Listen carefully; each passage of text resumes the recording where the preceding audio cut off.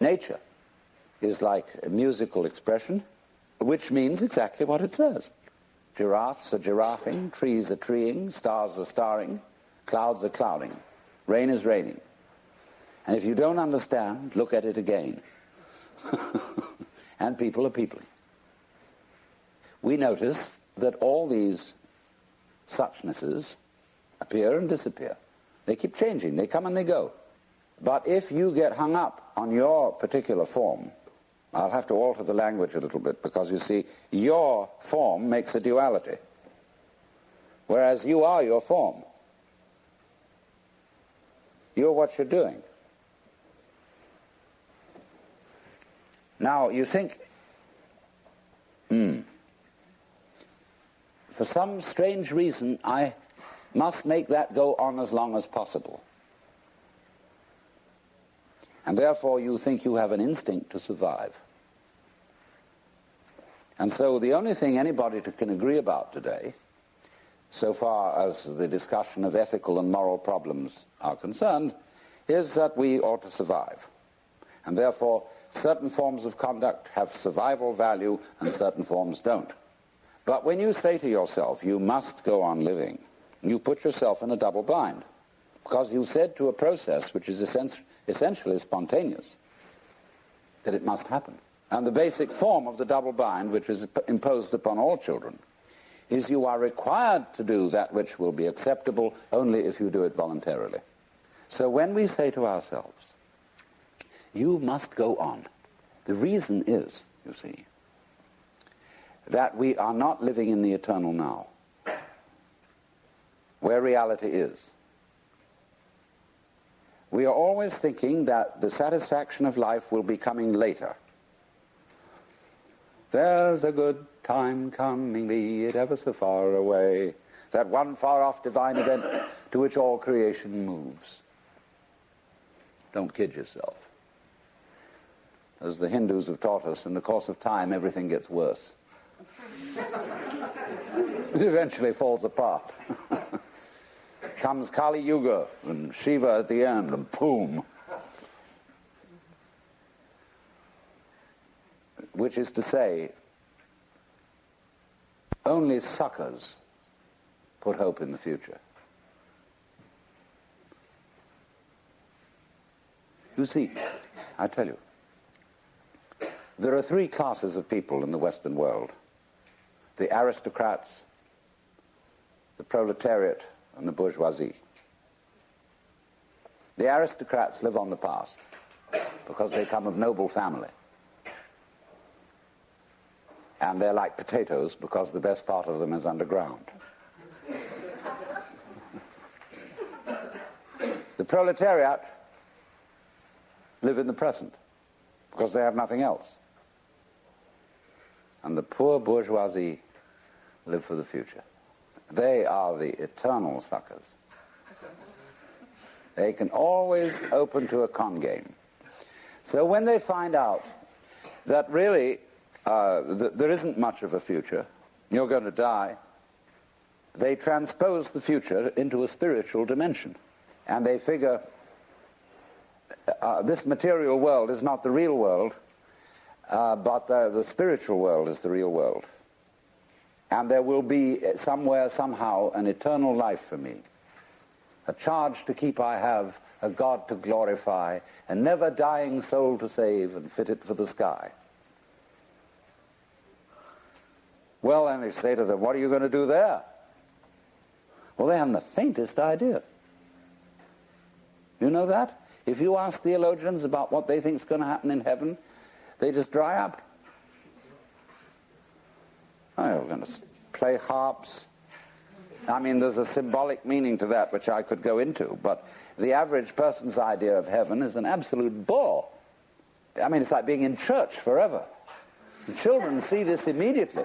Children, when they hear a hymn like, weary of earth and laden with my sin, I looked at heaven and longed to enter in, they think, oh, God. Heaven is to be in church for always. And they think hell is preferable. There's at least some excitement going on. And you see it in medieval art. You go to the Metropolitan Museum in New York and you see Jan van Eyck's painting of the Last Judgment. Heaven on top, hell below. In heaven, everybody's looking like the cat that swallowed the canary, sitting in rows and very smug. God the Father as president, and oh dear. Beneath this, there's a winged skull, like a bat, and squirming bodies, all nude, all being eaten by snakes, and I don't know, there's a fantastic thing going on. But in that, you see, Van Eyck had a ball painting that, because in medieval way, it was the only way you could get away with painting nudes. And sexy scenes, sadomasochistic, see? So that's naturally why hell became much more interesting than heaven. So, therefore, this hope for the future is a hoax. It's a perfect hoax. And maybe we will make spiritual progress. Everybody puts it off. Maybe if I work at yoga for 10 years, 20 years, and do this thing, I will eventually make it to moksha, to nirvana, whatever. That's nothing more than a postponement. It's this business of, because you're not fully alive now, you think maybe someday you will be. Look, supposing I ask you, what did you do yesterday? No, what did I do yesterday? In fact, I've forgotten. So, but most people will say, well, let me see now. Let me get out my notebook. I got up at 7:30 and I brushed my teeth and I read the newspaper over a cup of coffee. And then I looked at the clock and dressed and got in the car and drove downtown and did this and that in the office and so on, and you go on and on and on, and you suddenly discover that what you've described has absolutely nothing to do with what happened. You've described a scraggly, skeletal, fleshless list of abstractions. Whereas if you were actually aware of what went on, you could never describe it. Because nature is multidimensional. Language is linear. Language is scrawny. And therefore, if you identify the world as it is with the way the world is described, it's as if you were trying to eat dollar bills and expect a nutritious diet. Or eat numbers. A lot of people eat numbers. People play the stock market.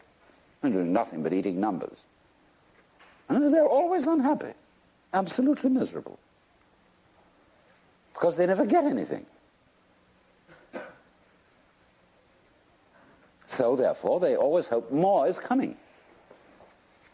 Because they believe that if they eat enough dollar bills, eventually something satisfactory will happen. So, eating the abstractions all the time, we want more time. Confucius very wisely said, a man who understands the Tao in the morning may die with content in the evening. Because when you understand, you don't put your hope in time. Time won't solve a thing. So when we enter into the practice of meditation, of yoga, we are doing something radically unlike other human activities. Of course, the way yoga is sold in the United States, like everything else, is that it's supposed to be good for you. It isn't. It has nothing to do with anything that's good for you. It's the one activity which you do for its own sake. and not because it's good for you, not because it will lead anywhere, because you cannot go to the place where you are now, obviously. Yoga is to be completely here and now. That's why the word yog means join. Get with it. Be completely here and now. This is the real meaning of concentration, to be in your center. And the Christian word for sinning in Greek is amatanin, which means to miss the point.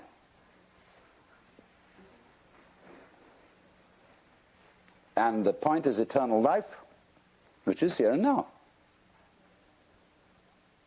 Come to your senses.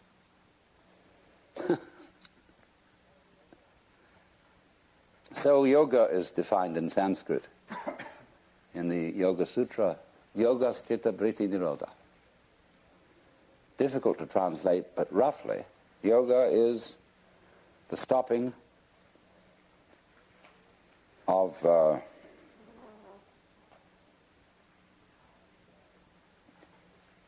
vritti is turning, see, like a wheel, and chitta is consciousness. Turnings in consciousness. In other words, the attempt of the mind to catch hold of itself, which is what we call thinking, worrying. So we could say loosely, yoga is the cessation of thinking. It's not the cessation of awareness, but of symbolizing, trying to touch reality in terms of thoughts, symbols, descriptions, definitions. Give it up. It's not easy because we do it habitually. But until there is silence of the mind,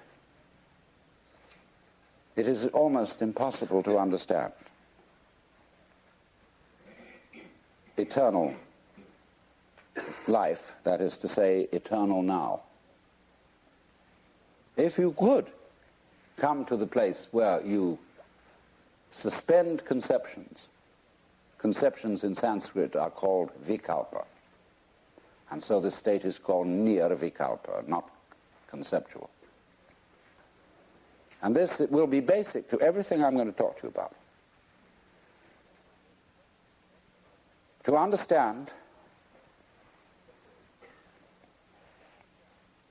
non-verbal reality, non-conceived reality, what I call suchness, tathata. It's really very easy. It's too easy. That's why it's difficult. But that when you are fully aware and not thinking, you will notice some amazing absences. There is no past. Can you hear anything past, incidentally? Can you hear anything future? They're just not there to the plain sense of one's ears. Ears are easiest to begin with. Can you hear anyone listening to something else other than sound, you know?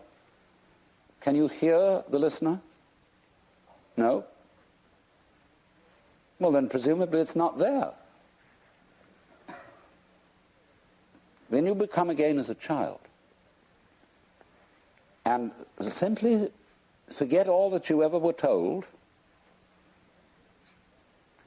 and contemplate what is. All these ghosts go away. That's weird. But they just go. And then you enter into the eternal state. Well, there's no problem. Well, then you go back and you collect your opinions again. You think, well, that won't do. How can I be practical and be in that sort of state? Well, I remember in the Sermon on the Mount that Jesus said a lot of things about this. Consider the lilies of the field, how they grow. They toil not, neither do they spin. And yet Suleiman in all his glory was not clothed like one of these. And if God so clothes the grass of the field, which today is and tomorrow is cast into the oven, shall he not much more clothe you, faithless ones? Wow. So, do not worry about tomorrow, saying, what shall we eat, what shall we drink, or how shall we clothe ourselves? Oh, the rabble seeks after these things. Sufficient to the day is the worry of it. Nobody ever preaches a sermon on that text. Never. I've heard lots of sermons, and never one on that one, because people say, look, that's all very well, because Jesus was the boss's son. And he knew, you see, that he was really in charge of the universe, and he'd nothing to worry about. But we have to be practical. Oh? What do you suppose the gospel was? The good news. Do you know it never got out?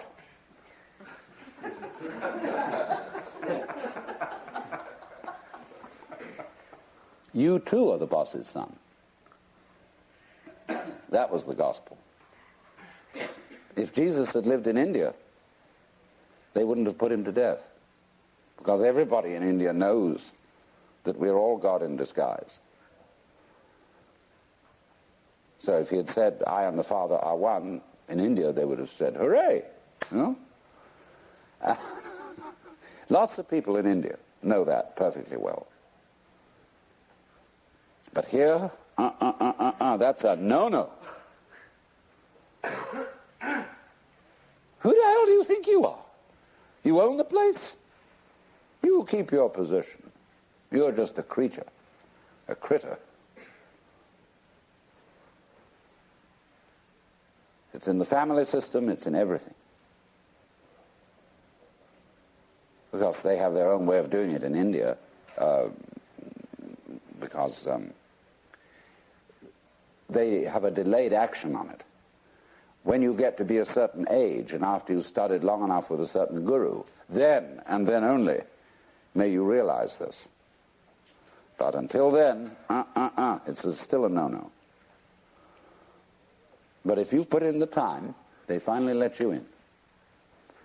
Here you have to wait until you're dead.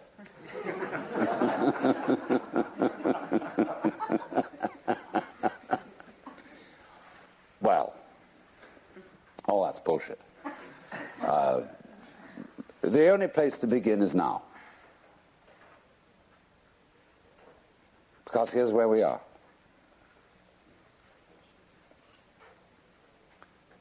So why put it off? A lot of people say, well, I'm not ready. What do you mean you're not ready? What do you have to be ready? Well, I'm not good enough, because I'm neurotic. I'm perhaps not old enough, not mature enough for such knowledge.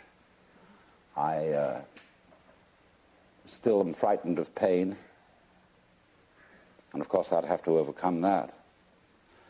I'm still dependent on material things.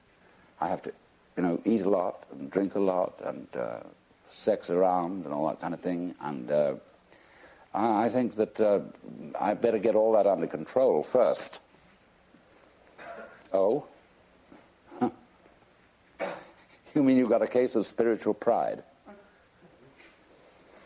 You want to be able to congratulate yourself for having gone through the discipline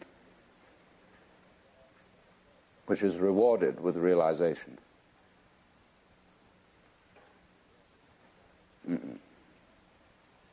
That is trying to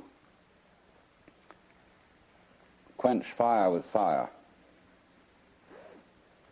In other words, the reason, wouldn't it be great to be a mystic? Look at it this way.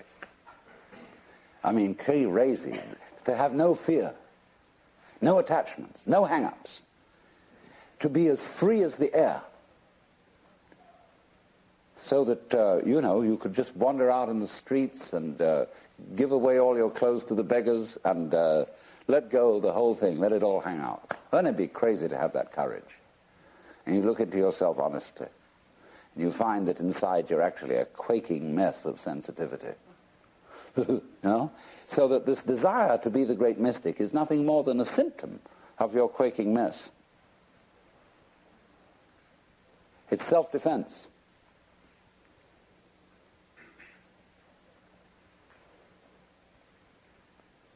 So you think, wow, we'll do that yoga bit, and we'll get real tough. But that only means you're going to be increasingly insensitive.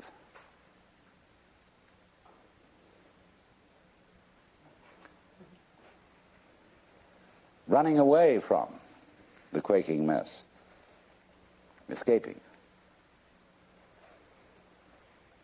You never can. You're stuck with it. There's nothing you can actually do to transform your own nature into unattached selflessness, because you have a selfish reason for wanting to do it. Well, that's pretty depressing, isn't it? You mean to tell me that the only people who get really enlightened and liberated are those whom the grace of God somehow hits in an arbitrary way, and all you can do is sit around and wait? Well, let's begin with that supposition. Let's suppose there's nothing we can do to change ourselves. You know, psychotherapy, religion, all this is absolutely in vain. There's nothing you can do about it. It's like trying, as I said, to bite your own teeth or lift yourself up by your own bootstraps. Incidentally, it struck me as funny, a lot of people are using that phrase in the wrong way. They say when something very difficult has to be done, we have to lift ourselves up by our own bootstraps. You can't. It's impossible. That's terribly depressing. You mean, Alan Watts, you'll come here simply to tell us that there's nothing we can do? I mean, here we are all presumably assembled in a cultural milieu, spiritual milieu, psychotherapeutic milieu, where we are supposed to get better. And I tell you, there's nothing you can do about it. Well, I say, give us our money back. Go to somebody else who'll be more encouraging. But,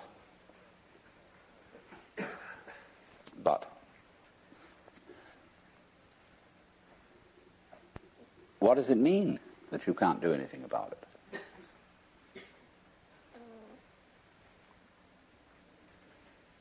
It's singing loud and clear.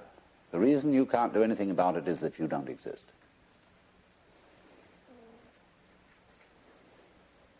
That is, as an ego, as a soul, a separate will, it just isn't there. Well, when you understand that, you're liberated. They say in Zen, you cannot take hold of it, nor can you get rid of it.